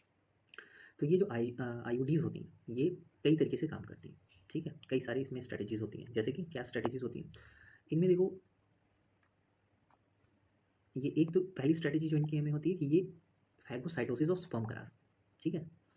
उसके अलावा जो कॉपर आयन रिलीज़ होता है उससे स्पर्म की मोटिलिटी जो है वो सप्रेस हो जाती है, तो वो तैर के वहाँ तक नहीं पहुँच पाता। और तीसरा है fertilising capacity of the sperm, वो भी कम हो जाती है। ठीक है, ये सारी बातें हैं। ये 3 तरीके हो गए। फिर हार्मोन रिलीजिंग जो आयोडीज़ हैं, ठीक है, हार्मोन जो रिलीज़ करते हैं वो यूट्रस को अनसुटेबल बना देते हैं, तो अनसुटेबल फॉर इम्प्लांटेशन, ठीक है, तो सर्विक्स को होस्टाइल बना देते हैं स्पर्म के लिए, ठीक है। अच्छा, अब देखो कौन सा कंट्रासेप्टिव मेथड किसको चाहिए, तो उसकी अपनी प्रायोरिटीज़ के ऊपर है। जैसे कोई फीमेल जो है अगर प्रेगनेंसी में, जैसे उसका बेबी प्रेग्नेंट हुई थी, अभी बच्चा हुआ था और उसको कम से कम 3 साल का गैप चाहिए, तो ऐसे लोगों को जिनको लॉन्ग ड्यूरेशन के लिए और बच्चों के बीच में जो है अंतर चाहिए, तो उनके लिए ये बहुत ही widely one of the most widely accepted method है कंट्रासेप्शन का, ठीक है। बट इसमें भी बहुत सारे फेलियर्स देखे गए हैं, ठीक है। अब हम लोग बात करते हैं oral administration of either progesterone estrogen combination. तो जो ओरल कंट्रासेप्टिव पिल्स होती हैं, इनको पिल्स बोला जाता है, कॉमनली गोली बोला जाता है कि गोली ले, ठीक है। तो इसमें क्या होता है कि जो फीमेल हार्मोन्स होते हैं, स्पेशली एस्ट्रोजन प्रोजेस्टेरॉन कॉम्बिनेशंस आते हैं, ठीक है। ओनली एस्ट्रोजन, ओनली प्रोजेस्टेरॉन और प्रोजेस्टेरॉन एस्ट्रोजन कॉम्बिनेशन, ऐसे पिल्स आते हैं, ठीक है। और ये टैबलेट्स होती हैं जो कि कंज्यूम करती है फीमेल, जिससे उसके हार्मोन जो है वो फ्लक्चुएट होते हैं और उसकी वजह से जो है ओवम जो है वो रिलीज नहीं होता या इम्प्लांट नहीं होता। तो बेसिकली या तो ये इनहिबिट कर देता है ओवुलेशन को या इम्प्लांटेशन को, या तो जो है वो फीमेल वजाइना के या यूट्रस के जो म्यूकस होता है उसमें ऐसे चेंजेस कर देता है जिससे स्पर्म जो है वो अपने फंक्शन को नहीं कर पाता, ठीक है। पिल्स भी बहुत इफेक्टिव है और उसके साइड इफेक्ट्स बहुत कम है। सहेली एक पॉपुलर वन, तो निरोध जो है वो एक फिजिकल बैरियर का एग्जाम्पल है और सहेली जो है वो इसका एग्जाम्पल है, ठीक है। तो ये पिल्स कैसी होती हैं, अभी जैसे ये पिल्स इस तरह से होगी कि इसको 21 डेज़ खाना पड़ता है और फिर 7 डेज़ का गैप करना पड़ता है जब मेंस्ट्रुएशन होता है फीमेल का, तो फिर जो है एक भी दिन छूटना नहीं चाहिए। अगर छूटता है तो 2 गोली ले लेते हैं, ठीक है। लेकिन अगर 3 दिन हो गया तो फिर नहीं लेना होता, ठीक है। फिर वो मंथ में आपको कंसंट्रेशन नहीं मिलेगा, ठीक है। तो इसीलिए जो 7 डेज़ है वहाँ पे आयरन, फोलिक एसिड और इसके टैबलेट्स रहते हैं विटामिन के, तो वहाँ पे खाने नहीं रहते, तो आदत बनी रहती है कि हर दिन गोली खानी है, ठीक है। उसके स्क्रिप्ट में 30 टैबलेट्स रहती हैं, जो 7 रहती हैं वो आयरन, फोलिक एसिड और मल्टीविटामिन रहता है, और जो बाकी 20 रहते हैं वो हार्मोनल प्रिपरेशंस रहते हैं, ठीक है। तो ये हो गया। उसके बाद हम लोग बात करते हैं कि कुछ इम्प्लांट्स भी सेम होते हैं। इम्प्लांट भी हार्मोन्स के ही प्रिपरेशन होते हैं, वो स्किन के अंदर उनको डाल दिया जाता है इंजेक्शंस और इम्प्लांट्स को, ठीक है। टाइटेनियम इम्प्लांट्स होते हैं, ठीक है। तो ये भी वही हार्मोन को फ्लक्चुएट करते हैं जिससे जो है ओवुलेशन और फर्टिलाइजेशन और स्पर्म की इफेक्टिविटी में उसके इफेक्टिव एफिशिएंसी में फ़र्क आ जाता है, ठीक है। उसके बाद इमरजेंसी कंट्रासेप्टिव एक चीज़ होती है, तो बोलते हैं कि प्रोजेस्टेरॉन या प्रोजेस्टेरॉन एस्ट्रोजन के कुछ कॉम्बिनेशंस होते हैं जो अगर 72 आवर्स ऑफ कोइटस में कंज्यूम किया जाए तो उसमें क्या होता है कि कंट्रासेप्शन अचीव हो जाता है, ठीक है। तो ये कंट्रासेप्टिव जो है वो रेप और कैजुअल अनप्रोटेक्टेड इंटरकोर्स में जो है यूज़ करना चाहिए, हमेशा नहीं यूज़ करना चाहिए, ठीक है, क्योंकि इनके बहुत सारे साइड इफेक्ट्स भी होते हैं। अब लास्ट जो हम लोग बात करेंगे इसमें, that is your surgical method. तो सर्जिकल मेथड में आपका ट्यूबेक्टमी और वैसेक्टमी है, ट्यूबेक्टमी और वैसेक्टमी है, ठीक है। तो वैसेक्टमी में क्या है कि वासा डिफरेंस को इसको कट करके दोनों एंड्स को लाइगेट कर देते हैं, टाइट कर देते हैं, ठीक है। ऐसे यहाँ पे फेलोपियन ट्यूब को, यहाँ पे आप देख रहे हो फेलोपियन ट्यूब को लाइगेट कर देते हैं, ठीक है। ये तो इससे क्या होगा कि अब स्पर्म जा ही नहीं पाएगा, तो इजैकुलेट नहीं होगा, ठीक है। तो स्पर्म नहीं इजैकुलेट होगा, लेकिन जो सेमिनल, वेसाइकल और प्रोस्टेट ग्लैंड और बल्बो यूरेथ्रल ग्लैंड है उसके सिक्रेशन तो निकलेगा, मतलब सीमेन तो निकलेगा, और सीमन के अंदर स्पर्म नहीं होगा। ये बात समझ में आ गई होगी, ठीक है। और यहाँ पे ओवम, क्योंकि फर्टिलाइजेशन आपको पता है एम्पुला में होता है, तो एम्पुला में जा ही नहीं पाएगा स्पर्म, तो ये है। बट अब ये परफॉर्म कैसे किया जाता है, ठीक है। इसको परफॉर्म करने के देखो थ्रू ये जो पेनिस का यूरेथ्रल मीटस है इसके थ्रू भी जो है लेप्रोस्कोपिक मेथड से किया जा सकता है। फीमेल के भी जो है वेजाइना के थ्रू लेप्रोस्कोपिक मेथड से इसको लाइगेट किया जा सकता है बिना किसी इंसीजन के, है ना, कोई चीरा नहीं लगाना पड़ता, ठीक है। उसके अलावा देखो जो सर्जिकल है वो तो गैमेट के ट्रांसपोर्ट को ही रोक देते हैं, ठीक है। तो मेल में इसको वैसेक्टमी कहते हैं, फीमेल में ट्यूबेक्टमी कहते हैं। उसके अलावा देखो इसमें क्या होता है कि इसकी रिवर्सिबल जो है मतलब ये इनकी रिवर्सिबिलिटी जो है बहुत पुअर है, ठीक है। तो ये एक तरह से कि एब्सोल्यूट कंट्रासेप्शन हो जाता है, ठीक है। तो ये हमारे सारे टाइप्स के कंट्रासेप्टिव मेथड्स हो गए, ठीक है।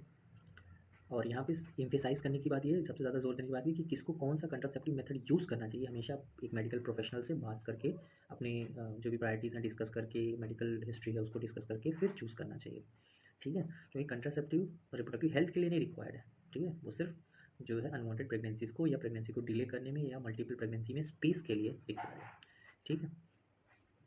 तो अब इसके एडवांटेजेस क्या हैं कि जो है जो अनकंट्रोल पॉपुलेशन है उसको उससे चेक किया जा सकता है। अच्छा, इनके कुछ और साइड इफेक्ट्स होते हैं जैसे nausea, abdominal pain, breakthrough bleeding, irregular menstrual bleeding, even breast cancer भी हो सकता है। बहुत मतलब रेयर रेयर केसेस में होता है, ठीक है। तो ये भी देखना चाहिए कि कौन सा कंट्रासेप्टिव मेथड जो है वो सूट कर रहा है बॉडी को, ठीक है। तो हम लोग आगे, अब हमारा टॉपिक है मेडिकल टर्मिनेशन ऑफ प्रेगनेंसी। इसमें हम लोगों ने लगभग सारी बातें की, ठीक है, कहीं भी कोई भी पॉइंट छूटा नहीं है, ठीक है, इसको ध्यान रखना है, ठीक है। तो आपसे इसमें जो क्वेश्चन पूछा जा सकता है कि what are the types of what are the types of contraceptive devices and methods, ठीक है। सो नेचुरल मेथड है, आईयूडीज, इंट्रायूट्राइन डिवाइस है, इम्प्लांट्स हैं, पिल्स हैं, ओरल कंट्रासेप्टिव्स और सर्जिकल मेथड है, और इनके क्या क्या एडवांटेजेस और डिसएडवांटेजेस है, ठीक है। This is it. तो हम लोगों ने बात कर लिया था कि जो है आपके कंट्रासेप्टिव मेथड्स क्या क्या होते हैं। तो अभी हम लोग बात करेंगे मेडिकल टर्मिनेशन ऑफ प्रेगनेंसी, ठीक है। तो हमने बात किया था कि कब प्रेगनेंसी को कंसेप्शन, कंसीव, ये सारी चीज़ें बोलते हैं, ठीक है। तो मेडिकल टर्मिनेशन, टर्मिनेट करने का मतलब है किसी चीज़ को रिमूव करना, ठीक है। टर्मिनेट करने का क्या मतलब हुआ यहाँ पे? टर्मिनेट करने का मतलब है किसी चीज़ को रिमूव कर देना, उससे क्या होगा, है ना, कि कोई चीज़ स्टॉप है। तो फिर प्रेगनेंसी को जानबूझकर, इंटेंशनली और खुद वॉलंटरी, मतलब खुद से सोच समझ करके जब किसी प्रेगनेंसी को बिफोर फुल टर्म, है ना, फुल टर्म मतलब जो भी 270 डेज़ का जो टाइम पीरियड है, ठीक है, 280 डेज़ का जो टाइम पीरियड है, तो वो चीज़ जो है 9 मंथ्स का जो टाइम पीरियड है, उससे पहले अगर बेबी फुल्ली डेवलप नहीं हुआ और उसको हटा देना, रिमूव कर देना, ठीक है, मेडिकल टेक्नोलॉजी की हेल्प से, तो उसको हम लोग मेडिकल टर्मिनेशन ऑफ प्रेगनेंसी कहते हैं, ठीक है। या फिर उसको इंड्यूस्ड एबॉर्शन भी कहा जाता है, ठीक है। तो एबॉर्शन जो है आपका खुद भी हो सकता है, नेचुरल कॉजेज, कोई पैथोलॉजी है, कोई बीमारी है, उसकी वजह से भी हो सकता है, तो नेचुरल एबॉर्शन हो गया। और इंड्यूस यहाँ पे ज़बरदस्ती इंड्यूस किया जा रहा है थ्रू ह्यूमन, ठीक है, मेडिकल प्रोफेशनल। तो यहाँ पे मतलब इनकरेज किया जा रहा है एक तरह से एबॉर्शन को, ठीक है। एनकरेज भी नहीं सही वर्ड है, इसका सही वर्ड है कि जो है कंपेल किया जा रहा है, मतलब फोर्स किया जा रहा है एबॉर्शन के लिए, ठीक है। सो अगर हम एबॉर्शन का डाटा देखें, तो एबॉर्शन का डाटा देखें तो जितनी भी प्रेगनेंसीज होती हैं उसमें से 20% प्रेगनेंसीज जो है वो एबॉर्शन में चली जाती हैं, ठीक है। तो वहाँ पे एमटीपीज होते हैं, medical termination of pregnancy induced abortion होते हैं, तो ना लगभग 4.5 करोड़ से लेकर 5 करोड़ तक जो है वो ओवरऑल वर्ल्ड में एमटीपीज परफॉर्म होती है, ठीक है। ये बात आपकी लिखी हुई है यहाँ पर, ठीक है। अब बात ये है कि क्या एमटीपी को एक्सेप्ट करना चाहिए, लीगलाइज करना चाहिए, ये चीज़ सही है? तो ये डिबेटेबल टॉपिक है, इस पे जो है बातचीत होनी चाहिए। और इसमें बहुत सारे फैक्टर्स हैं जैसे इमोशनल, इथिकल, रिलीजियस और सोशल इशूज़, है ना, जैसे कि मदर के इमोशंस पर क्या फ़र्क पड़ेगा, ठीक है। उसके बाद जैसे ज्यूइश हैं या इस्लामिक हैं, ये लोग थोड़ा रिजिड होते हैं, तो इथिकल और रिलीजियस प्रॉब्लम्स हैं, सोशल इश्यूज़ हैं, बहुत सारे सामाजिक कारण भी हैं जिसकी वजह से एमटीक्यू को एक्सेप्ट करना जो है या लीगलाइज करने में बहुत सारे चैलेंजेस, ठीक है। गवर्नमेंट ऑफ इंडिया ने 1971 में ही एमटीपी को लीगलाइज कर दिया था, ठीक है। लेकिन कुछ उसके लिए स्ट्रिक्ट सर्कमस्टेंसेस बनाए थे, कंडीशन बनाए थे कि उसी में ही एमटीपी परफॉर्म कर सकते हैं। और ऐसा इसलिए किया जाता है क्योंकि अगर एमटीपी ऐसे कोई भी कर पाएगा बिना कोई टर्म्स एंड कंडीशन के, तो लोग उसका मिसयूज़ करना शुरू करेंगे। जैसे कि फीमेल फीटिसाइड में होता है कि जेंडर को पता करते हैं और जो है फिर अगर फीमेल चाइल्ड होता है तो उस प्रेगनेंसी को टर्मिनेट कर देते हैं, ठीक है। तो ये सारी चीज़ें जो है होती हैं, तो इन सब चीज़ों से बचने के लिए गवर्नमेंट ऑफ इंडिया ने अपना एक नियम बनाया, एक्ट बनाया, ठीक है। तो अच्छा, कब करना चाहिए? तो इसके लिए एक प्रोविज़न है कि कब प्रेगनेंसी को करना चाहिए, इसका क्या प्रावधान है, क्या प्रोविज़न है ना, क्या रूल्स हैं। तो medical termination of pregnancy amendment act 270, तो अमेंडमेंट एक्ट मतलब इससे पहले भी कोई एक नियम था, उस नियम में सुधार हुआ। तो अमेंडमेंट्स क्या होते हैं कि कानूनी सुधार होते हैं। तो 2017 में इस नियम में सुधार आया, तो इस एक्ट के अकॉर्डिंग जो है प्रेगनेंसी जो है कुछ ही आधार पर ही की, टर्मिनेशन ऑफ प्रेगनेंसी कुछ स्पेशल केसेस में ही किया जा सकता है। पहला चीज़ कि 12 हफ्ते के पहले करना है, 12 हफ्ते मतलब 3 मंथ्स के पहले प्रेगनेंसी करना है, और RMP के थ्रू करना है, रजिस्टर्ड मेडिकल प्रैक्टिशनर के थ्रू। हर कोई भी नहीं कर सकता, जो रजिस्टर्ड मेडिकल प्रैक्टिशनर होते हैं, जैसे जो भी डॉक्टर्स होते हैं वो मेडिकल काउंसिल ऑफ इंडिया में वो रजिस्टर करते हैं, ठीक है। और जो प्रेगनेंसीज 12 से 24 वीक की होगी, मतलब 3 से 6 महीने की हो गई हैं, उसमें दो रजिस्टर्ड मेडिकल प्रैक्टिशनर का ओपिनियन होना चाहिए। उससे क्या होगा कि जो भी उसके प्रॉस एंड कॉन्स हैं, जो भी फ़ायदे नुकसान हैं कि अगर प्रेगनेंसी फुल टर्म तक जाती है तो उससे क्या फ़ायदा होगा, क्या नुकसान होगा, अगर टर्मिनेट कर दे तो उससे क्या फ़ायदा नुकसान होगा, वो सारी चीज़ों को इवैल्यूएट करते हैं। और जब दोनों ही प्रैक्टिशनर एग्री करते हैं कि नहीं कोई खतरा नहीं है, तभी जो है एमटीपी परफॉर्म करना चाहिए। अब ग्राउंड्स क्या है, what are the grounds for medical termination of pregnancy? Grounds मतलब कि किन कारणों से, है ना, वो मेडिकल टर्मिनेशन ऑफ प्रेगनेंसी हो रही, ठीक है। पहला जो सबसे बड़ा कारण कि इसके लिए मतलब पहला तो कारण यही है कि अगर प्रेगनेंसी से जो मदर है उसको जो है खतरा है, ठीक है। तो अगर प्रेगनेंसी जो है कंटिन्यू करती है तो there is risk to the life of the pregnant women, या उसकी सिचुएशन जो है गंभीर हो सकती, ग्रेव सिचुएशन हो सकती है, इंजरी हो सकती है, मेंटल हेल्थ प्रॉब्लम्स हो सकती हैं। तो ये सारी चीज़ें एक ग्राउंड बनाती हैं, एक रीज़न बनाती है जिससे एमटीपी परफॉर्म। दूसरा, चाइल्ड के अंदर कोई प्रॉब्लम है, कोई मेंटल एबनॉर्मलिटी है, कोई जेनेटिक प्रॉब्लम है, ये सब्सटेंशियल रिस्क है, बहुत ज़्यादा जो है रिस्क है, प्रमाणिक रिस्क। सब्सटेंशियल का मतलब होता है कि प्रमाणिक, है ना, एविडेंस होना चाहिए कि हाँ एमिनोसेंटेसिस के थ्रू जो है प्रूव्ड होना चाहिए कि नहीं बच्चा जब पैदा होगा तो हैंडीकैप्ड होगा, उसको तमाम तरह की एबनॉर्मलिटीज होंगी, तो उस सिचुएशन में एमटीपी जो है वो किया जा सकता है। ठीक है। अब एमटीपी क्यों करना है ना, what are the social causes क्या है। तो देखो, जो अनप्रोटेक्टेड सेक्स होते हैं, है ना, उसको उसके द्वारा जो प्रेगनेंसीज होती हैं, बेबीज़ होते हैं, उनको हटाने के लिए जो है ये एमटीपी यूज़ किया जाता है। ठीक है। उसके अलावा जो है प्रेगनेंसी जो है वो अगर बच्चे के लिए या मदर के लिए हार्मफुल है तो यूज़ किया जाता है। तो पहला वाला देखो ग्राउंड नहीं है। ठीक है। रेप केसेस में भी कोर्ट ऑर्डर होते हैं। ठीक है। अनप्रोटेक्टेड जो इंटरकोर्स होता है उसमें उसमें आप नहीं करा सकते, उसके लिए आपको परमिशन लेनी पड़ेगी कोर्ट से, तभी होगा। लीगलिटी तो यही है, कानून तो यही है, लेकिन लोग पैसा दे करके आप जानते हो करा देते हैं। ठीक है। तो जो एमटीपी है वो 12 हफ्ते तक रिलेटिवली सेफ होती है, और जैसे जैसे आगे बढ़ते जाते हैं, पहले 3 महीने सेफ रहती है, फिर 6 महीने उससे ज़्यादा खतरा रहता है, और लास्ट में जो लास्ट ट्राइमेस्टर है उसमें कराना बिल्कुल ही अनसेफ रहता है। ठीक है। और क्वालिफाइड प्रैक्टिशनर से, ठीक है, जो लीगली जो रजिस्टर्ड मेडिकल प्रैक्टिशनर्स होते हैं, ठीक है, उनसे ही कराना चाहिए। ऑब्स गायनी जो लोग करते हैं, है ना, गायनिकोलॉजिस्ट होते हैं, उनसे ही सब परामर्श लेकर करना चाहिए। ठीक है। और इसमें सबसे जो डेंजरस अनहेल्दी ट्रेंड है मिस यूज़ ऑफ एमिनोसेंटेज, जिससे जो है बच्चे का सिर्फ एमिनोसेंटेज नहीं, अल्ट्रासाउंड से भी लोग सेक्स डिटर्मिनेशन कर लेते हैं, लेकिन अल्ट्रासाउंड से 1 महीने बाद ही पता चलता है, जब सारे ऑर्गन डेवलप हो जाते हैं तभी पता चलता है कि बच्चा जो मेल है या फीमेल है, तो करा देते हैं। अब इसको रोकने के लिए हम क्या कर सकते हैं, इफेक्टिव काउंसलिंग कर सकते हैं कि देखो अनप्रोटेक्टेड सेक्स नहीं करना चाहिए। ठीक है। उससे कैसे बचना चाहिए, कंट्रासेप्टिव मेथड्स क्या हैं, और फिर रिस्क क्या इन्वॉल्व है इलीगल एबॉर्शंस में। ठीक है। तो ये सारी चीज़ें हैं जो इन सब अनहेल्दी ट्रेंड्स को रोक सकते हैं। ठीक है। तो मेरे हिसाब से इतना मेडिकल टर्मिनेशन ऑफ प्रेगनेंसी में दिया हुआ है आपके। तो इससे क्या क्या क्वेश्चंस बन सकते हैं वो ध्यान रखना कि पहला चीज़ तो what is the definition of medical termination of pregnancy. ठीक है। मेडिकल टर्मिनेशन ऑफ प्रेगनेंसी का क्या डेफिनेशन, तो डेफिनेशन है इंटेंशनल एंड वॉलंटरी, मतलब चाहते हुए, जानबूझकर, सोच समझकर जब प्रेगनेंसी को उसके पूरा होने से पहले ही हटा दिया जाए, तो that is the your definition of MTP. उसके बाद एमटीपी इंडिया में कब लागू किया गया, 1971 में लीगलाइज किया गया। ठीक है। कितना परसेंटेज, 20% प्रेगनेंसीज वर्ल्ड में वो एमटीपी में चली जाती हैं।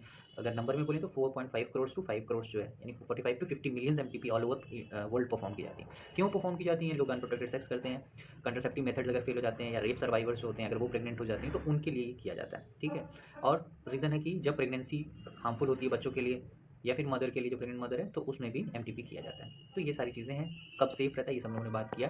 ठीक है। So let's talk about the sexually transmitted diseases. ठीक है। सेक्सुअली ट्रांसमिटेड डिजीजेज की अगर हम लोग बात करें तो ये वो सारी डिजीजेज होती हैं जो सेक्सुअल इंटरकोर्स के दौरान होती हैं। ठीक है। तो अगर आपसे कोई डेफिनेशन पूछेगा कि what is the definition of sexually transmitted diseases, ठीक है, तो सेक्सुअली ट्रांसमिटेड डिजीजेस जो होती हैं वो सेक्सुअल इंटरकोर्स या सेक्सुअल एनकाउंटर्स के दौरान जो है वो बीमार व्यक्ति से, या फिर जो है उसको अगर इन्फेक्शन है किसी तरह का, तो वो इन्फेक्शन जब ट्रांसफ़र होता है तो उसको बोलते हैं। ठीक है। अच्छा, तो ये बात होगी। उसके अलावा देखो, जो इसको हम लोग वेनरल डिजीज़ भी बोलते हैं, वेनरल डिजीज़, और रिप्रोडक्टिव ट्रैक्ट इन्फेक्शन भी बोलते हैं। तो आपको पता होगा कि एक टेस्ट होता है जिसको वीडीआरएल बोला जाता है। ठीक है। वीडीआरएल का फुल फॉर्म है venereal disease research laboratory test. ठीक है। तो ये टेस्ट किया जाता है जिसमें बेसिकली जो एसटीडीज़ होती हैं, सेक्सुअली ट्रांसमिटेड डिजीज़ या इन्फेक्शंस होते हैं, उनमें अब कौन सी बीमारियां जो है इसमें हम लोग बोलते हैं। तो एक तो आपका जो बीमारी है दैट इज़ योर गोनोरिया। एक तो आपका गोनोरिया है। ठीक है। ये बीमारी क्या है, गोनोरिया है, सिफिलिस है, जेनाइटल हर्पीस है, क्लैमाइडियासिस है, जेनाइटल वॉर्ट है। तो 3 G's हैं इसमें। ठीक है। उसके बाद जेनाइटल हर्पीस, जेनाइटल वॉर्ड और गोनोरिया, और फिर सिफिलिस है, क्लैमाइडिया है, ट्राइकोमोनियासिस है, हेपेटाइटिस बी है। ठीक है। और एचआईवी। तो इतनी डिजीजेज हैं, 6-8 डिजीजेज हैं। ठीक है। तो ये आपको ध्यान रखना है, जिसमें से एचआईवी सबसे डेंजरस है, उसको हम लोगों ने हेल्थ एंड डिजीज़ में बात किया था। अब इनके सिम्टम्स क्या होते हैं, हमको कैसे पता चलेगा कि सेक्सुअली ट्रांसमिटेड डिजीज़ हमको हुई है कि नहीं हुई है।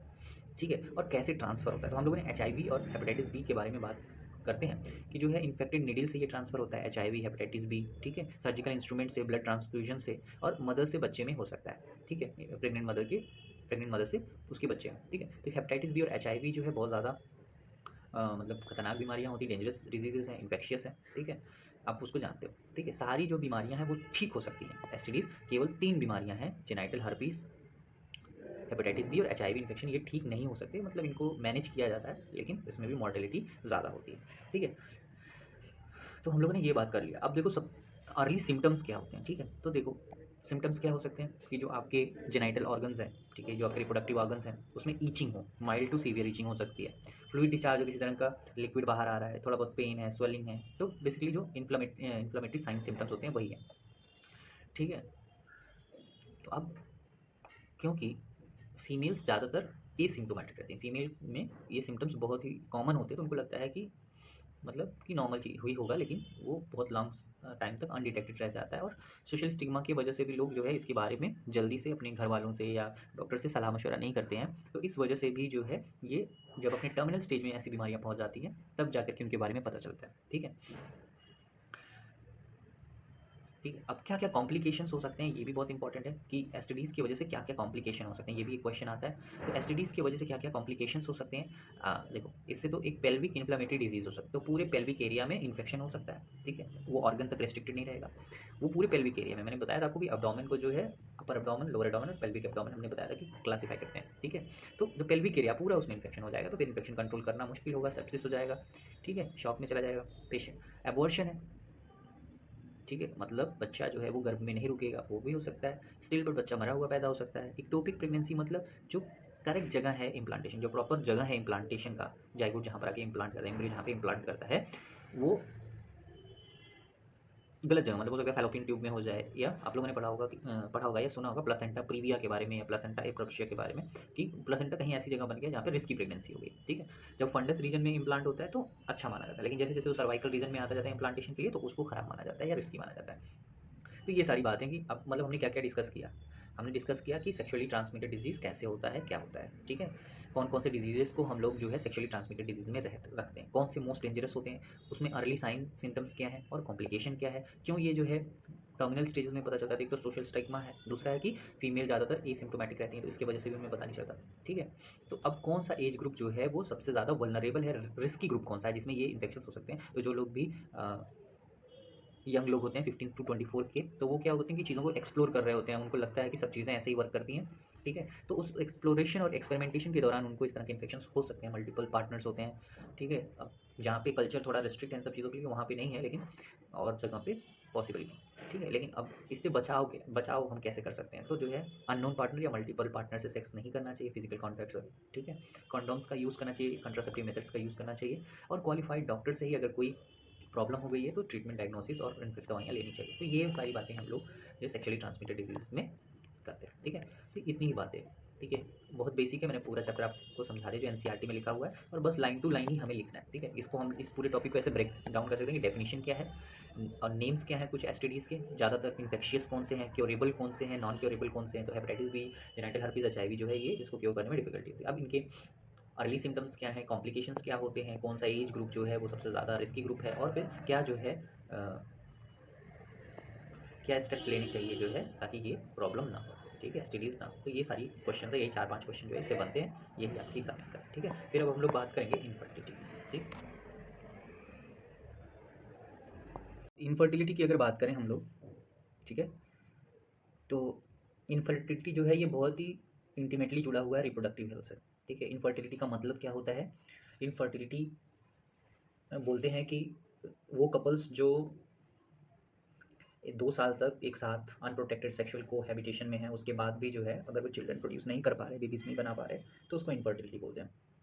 इंग्लिश में देखो यहाँ पे डिफाइन किया गया है कि a large number of couple all over the world including India are infertile that is they are unable to produce children in spite of unprotected sexual cohabitation, है ना। लेकिन एटलीस्ट फॉर 2 ईयर्स एक time period होता है, उसके बाद जो है दे शुड सी डॉक्टर, क्योंकि यहाँ पे देखो आप मेंशन किया गया है यहाँ पे इनएबिलिटी टू कंसीव, मैंने बताया था inability to conceive or produce even children after 2 years of unprotected sexual cohabitation is called infertility। तो जब तक 2 साल ना हो जाए तब तक ऐसा ना बोलना, और अगर बीच में प्रेग्नेंट हो रही है, बेबी नहीं कैरी हो रहा है, तो दैट इज डिफरेंट थिंग। ठीक है, तो कंसीव नहीं कर पा रही है लेडी, या फिर प्रेग्नेंट नहीं हो पा रही है, एटलीस्ट 2 साल तक अगर मेल और फीमेल दोनों साथ में रह रहे हैं, ठीक है, सेक्सुअल इंटरकोर्स कर रहे हैं, उसके बाद भी जो है अगर बेबीज नहीं हो रहे हैं, प्रेग्नेंट नहीं हो रही लेडी, तो उसको इनफर्टिलिटी बोला जाता है। अब देखो कि ये प्रोसेस में दोनों का ही रोल है, मेल का भी रोल है, फीमेल का भी रोल है, तो दोनों में प्रॉब्लम हो सकती है या किसी एक में प्रॉब्लम हो सकती है, या आइदर मेल और फीमेल। लेकिन मोस्टली हमारी सोसाइटी में क्या है, क्योंकि पैट्रियार्की समाज है, तो इसलिए जो है पैट्रियार्की मतलब पुरुष पुरुष प्रधान समाज है, यहाँ पे head of the family male होता है, तो मोस्टली लड़कियों को ही दोष देते हैं कि लड़कियों में दिक्कत है, बट ऐसा नहीं है। ठीक है, कभी कभी क्या होता है कि problem lies also in the male partner. ठीक है, तो अब क्या रीज़न होते हैं इनफर्टिलिटी के। ठीक है, तो इसको याद करने के लिए मैंने एक ट्रिक बताया है कि what are the reasons which contribute to the infertility. ठीक है, तो एक तो सबसे बड़ा रीज़न होता है जिसको बोलते हैं साइकोलॉजिकल, पी फॉर साइकोलॉजी। दूसरा है कंजेनाइटल, मतलब जन्म से, बाई बर्थ अगर कोई चीज़, कोई डिफेक्ट है तो that is known as congenital. ठीक है, कोई डिजीज़ हो सकता है जैसे सिफिलिस है, गोनोरिया है, ठीक है, कैंडिडियासिस है, या यूटीआईज हैं, तो ये सब जो है, यूटीआई मतलब यूरिनरी ट्रैक्ट इन्फेक्शन, या रिप्रोडक्टिव ट्रैक्ट पेल्विक इन्फेक्शन हो सकता है, कुछ भी हो सकता है। ठीक है, ड्रग्स होते हैं, जैसे इम्यूनोलॉजिकल कुछ प्रॉब्लम होती हैं। ठीक है, ड्रग्स और होते हैं, तो PCDID, तो ड्रग्स हो सकते हैं बहुत सारे, जो हार्मोनल प्रिपरेशंस लेते हैं, लोग स्टेरॉइड्स लेते हैं, उसकी वजह से भी प्रॉब्लम्स हो सकती हैं। इम्यूनोलॉजिकल हो सकता है, कुछ ऑटो इम्यून प्रॉब्लम हो सकती है जिसकी वजह से गैमेट डिस्ट्रॉय हो जाता है, फॉलिकुलर एट्रेजिया हो जाता है, फॉलिकल फीमेल एग डिस्ट्रॉय हो जाता है। तो ये कुछ रीजंस हो सकते हैं, तो रीजंस को हम लोग इससे याद कर सकते हैं, PCDID। ठीक है, इससे हम लोग याद कर सकते हैं। आया समझ में? ठीक है, अच्छा, अब इनफर्टिलिटी को ठीक करने के लिए कुछ ऐसे इनफर्टिलिटी क्लिनिक्स होते हैं, स्पेशलाइज्ड हेल्थ केयर यूनिट्स होते हैं, इनफर्टिलिटी क्लिनिक्स, जहाँ पे रिप्रोडक्शन से रिलेटेड डिजीजेस को, डिफेक्ट्स को डायग्नोस किया जाता है और उनके लिए करेक्टिव ट्रीटमेंट्स दी जाती हैं। ठीक है, जिससे कपल्स जो है वो चिल्ड्रन प्रोड्यूस कर पाते हैं रिप्रोडक्टिवली। बट कभी कभी ऐसा होता है कि नेचुरली ऐसा नहीं पॉसिबल होता, तो देर आर टेक्नोलॉजी जो हेल्प करती हैं, असिस्ट करती हैं टू असिस्ट द फीमेल और male to produce babies, and such technologies are known as assisted reproductive technology. Assist करने का मतलब होता है किसी को हेल्प करना, तो ऐसी टेक्नोलॉजी जो मेल और फीमेल्स को हेल्प करती हैं प्रेगनेंसी में, वो टेक्नोलॉजीज असिस्टेड रिप्रोडक्टिव टेक्नोलॉजीज। ठीक है, अब असिस्टेड रिप्रोडक्टिव टेक्नोलॉजी का मतलब आप समझिए कि इनफर्टिलिटी क्लिनिक के अंदर ये टेक्नोलॉजीज होती हैं, जहाँ पे आइदर मेल और फीमेल, ठीक है, उनकी हेल्प की जाती है, जिससे कि फीमेल जो है वो मेल गैमीट को रिसीव कर सके और प्रेग्नेंट हो सके। ठीक है, तो इसमें जो पहली असिस्टेड रिप्रोडक्टिव टेक्नोलॉजी में जो पहली टेक्नोलॉजी हमें समझनी है वो है आपका in vitro fertilization. So in vitro का मतलब क्या होता है, जब कोई चीज़ बायोलॉजिकल सिस्टम के बाहर होती है। ठीक है, जैसे हमारी बॉडी बायोलॉजिकल सिस्टम है, एक सेल है वो बायोलॉजिकल सिस्टम है, उसके अंदर अगर कोई चीज़ हो रही है तो उसको हम इन वीवो बोलते हैं, और अगर उसके बाहर होती है तो उसको हम इन विट्रो बोलते हैं। ठीक है, तो इन विट्रो फर्टिलाइजेशन। ओके, तो इसमें क्या होता है कि जो हम लोग टेस्ट ट्यूब बेबीज का नाम सुना होगा आप लोगों ने, है ना। टेस्ट ट्यूब के अंदर पहले एक बेबी बनाया जाता है। बेबी, अब देखो, बेबी एक बहुत ही जनरल टर्म है, जाइगोट को भी बेबी बोल सकते हैं, एम्ब्रियो को भी बोल सकते हैं, फीटस को भी बोल सकते हैं, इन्फेंट को भी बोल सकते हैं, तो ये सारे अलग अलग टर्म्स हैं टेक्निकली। ठीक है, तो इन विट्रो फर्टिलाइजेशन का मतलब है कि जो मेल और फीमेल है उसको एक्सट्रैक्ट किया जाएगा उनके रिस्पेक्टिव बॉडी से, मेल गैमिट मेल बॉडी से और फीमेल गैमिट। ठीक है, और फिर उसको एक लेबोरेटरी की कंडीशन में वहाँ पे टेस्ट ट्यूब के अंदर फर्टिलाइज किया जाएगा। ठीक है, और उसके बाद उसको प्रॉपर न्यूट्रिशन प्रोवाइड किया जाएगा ताकि वो जो जाइगोट है वो किस में कन्वर्ट हो जाए, एम्ब्रियो में कन्वर्ट हो जाए। ठीक है, तो zygote will get convert into embryo, तो एम्ब्रियो में कन्वर्ट हो जाएगा, फिर एम्ब्रियो को जो है वो ट्रांसफर कर दिया जाएगा फीमेल की बॉडी के अंदर। ठीक है, तो this is known as your test tube baby program. तो टेस्ट ट्यूब बेबी प्रोग्राम में क्या होता है, इन विट्रो फर्टिलाइजेशन होता है। क्या होता है, इन विट्रो फर्टिलाइजेशन।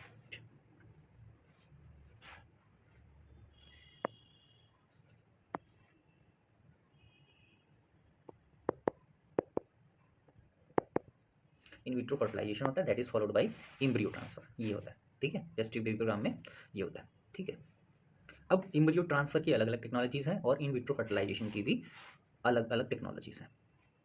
ठीक है, तो इन विट्रो फर्टिलाइजेशन की टेक्नोलॉजी के बारे में बाद में बात करेंगे, पहले एम्ब्रियो ट्रांसफर के बारे में यहाँ पे दिया हुआ है। ठीक है, तो अब जो एम्ब्रियो है या जो भी तुम्हारा फीटस है, तो उसको जाइगोट स्टेज में हो सकता है। तो जब जाइगोट स्टेज में होता है तो क्या करते हैं,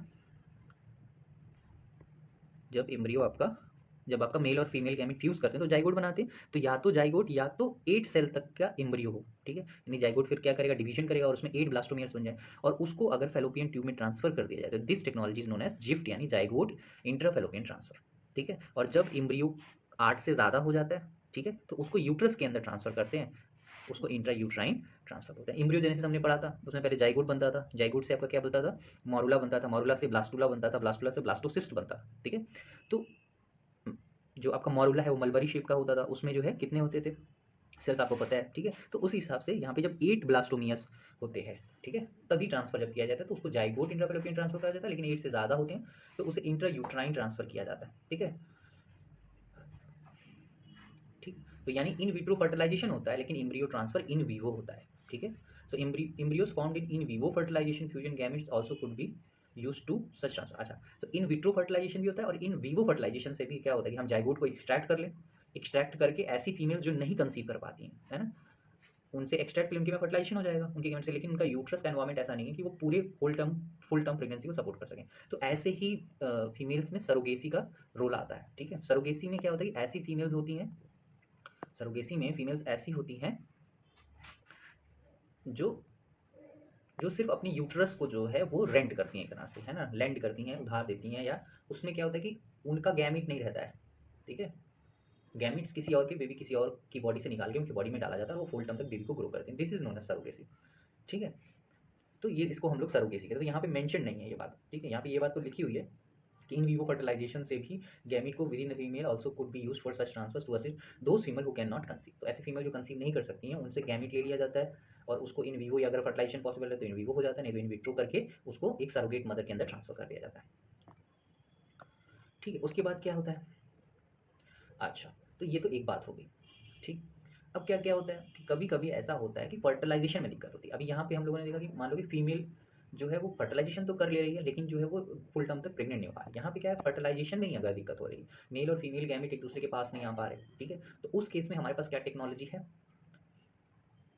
गैमीट इंट्राफैलोपियन ट्रांसफर। तो इसमें क्या है कि अगर इंसेमिनेशन में प्रॉब्लम है ना, सीमेन की में कोई कमी है कि उतने वाइबल स्पर्म नहीं है, स्पर्म काउंट उतना ज़्यादा नहीं है जितना चाहिए, तो वहाँ से क्या होता है कि मेल से स्पर्म को ले लिया जाता है और उसको सीधे सीधे फीमेल के गैमीट में ट्रांसफर कर दिया जाता है ताकि उसको ज़्यादा एफर्ट ना करना पड़े। तो ऐसे ट्रांसफर को क्या बोलते हैं, गैमीट इंट्राफैलोपियन ट्रांसफर। ठीक, अच्छा, कभी कभी ऐसा होता है कि गैमीट इंट्राफैलोपियन ट्रांसफर भी नहीं काम करता क्योंकि फीमेल मेल स्पर्म इतना कमजोर होता है कि वो गैमीट को नहीं फ्यूज कर पाता। उस केसेस में क्या होता है कि स्पर्म को एक्सट्रैक्ट करके एक सिरिंज होती है, स्पेशल सिरिंज होती है, माइक्रोस्कोपिक सिरिंज होती है, जिसकी हेल्प से सीधे स्पर्म को जो है वो एग के अंदर, ओवा के अंदर ट्रांसफर कर दिया जाता है, तो जिससे एम्ब्रियो प्रोड्यूस होता है और फिर एम्ब्रियो को अगेन जो है वो ट्रांसफर कर दिया जाता है। ठीक है, कभी कभी इंसेमिनेशन में प्रॉब्लम होती है तो आर्टिफिशियल इंसेमिनेशन होता है जिसमें क्या है कि जो सीमेन है ना, उसमें से ज़्यादातर स्पर्म को कलेक्ट किया जाता है, डायरेक्टली जो है वो यूट्रस में वो जो है डाल दिया जाता है with the help of the. ठीक है, तो कभी कभी हस्बैंड का ही लिया जाता है या कभी कभी हेल्दी डोनर का भी लिया जाता है, हेल्दी डोनर या हस्बैंड किसी का भी स्पर्म लेकर के आर्टिफिशियल इंसेमिनेशन किया जा सकता है। तो यही सारी बातें ध्यान में रखनी है। और इसके अलावा देखो, इनफर्टाइल कपल्स के पास एक और ऑप्शन होता है कि इतने सारे बच्चे ऑर्फेन होते हैं, ऑर्फेन मतलब अनाथ होते हैं, इनके मदर फादर या पेरेंट्स नहीं होते, गार्जियंस नहीं होते, तो उनको लिया जा सकता है। लेकिन इसमें क्या चैलेंज आता है, ठीक है, इसमें कुछ जो है इमोशनल, रिलीजियस, सोशल फैक्टर्स होते हैं। देखो, इन मेथड्स को भी अपनाने में और इसमें भी, ऑर्फेन बच्चे और जो डेस्टिट्यूट बच्चे हैं, है ना, जिनकी कोई घर बार नहीं है, ऑर्फेन और डेस्टिट्यूट, है ना, जो बेघर बच्चे हैं, डेस्टिट्यूट का मतलब बेघर और ऑर्फेन का मतलब अनाथ, दोनों अलग बातें हैं। ठीक है, तो अब ये जो असिस्टेड रिप्रोडक्टिव टेक्नोलॉजी है इनको भी बहुत सारे लोग अपना नहीं पाते, ऊपर से इसमें बहुत ही हाई एक्यूरेसी और प्रेसिशन चाहिए, स्पेशलाइज्ड प्रोफेशनल और एक्सपेंसिव इंस्ट्रूमेंट्स चाहिए। तो यानी एक कॉस्टली ट्रीटमेंट है और इंडिया जैसी कंट्री में बहुत कम सेंटर्स ऐसे हैं जहाँ पर, अभी तो हो गया है सब जगह लेकिन पहले नहीं था, और बट महंगा होता है, सारे लोग अफोर्ड नहीं कर सकते। ठीक है, तो इनफर्टाइल कपल्स के पास एक और ऑप्शन होता है कि डेस्टिट्यूट और ऑर्फन चिल्ड्रन को जो है वो अडॉप्ट कर सकें। ठीक है, तो हम लोग का लीगल लॉ भी इन सब चीज़ों को प्रमोट करता है। तो ये सारे जो है इनफर्टाइल कपल्स के पास ऑप्शन है। ठीक है, तो यहाँ पे हमारा चैप्टर कंक्लूड होता है, हमने पूरा चैप्टर जो है वो पढ़ लिया। अगर कोई डाउट है तो डाउट आप पूछ सकते हो। ओके, तो ये पूरा चैप्टर है। ठीक है, आई होप कि आप लोग को सब चीज़ें समझ में आई होंगी, एवरीथिंग साउंड सेंसिबल।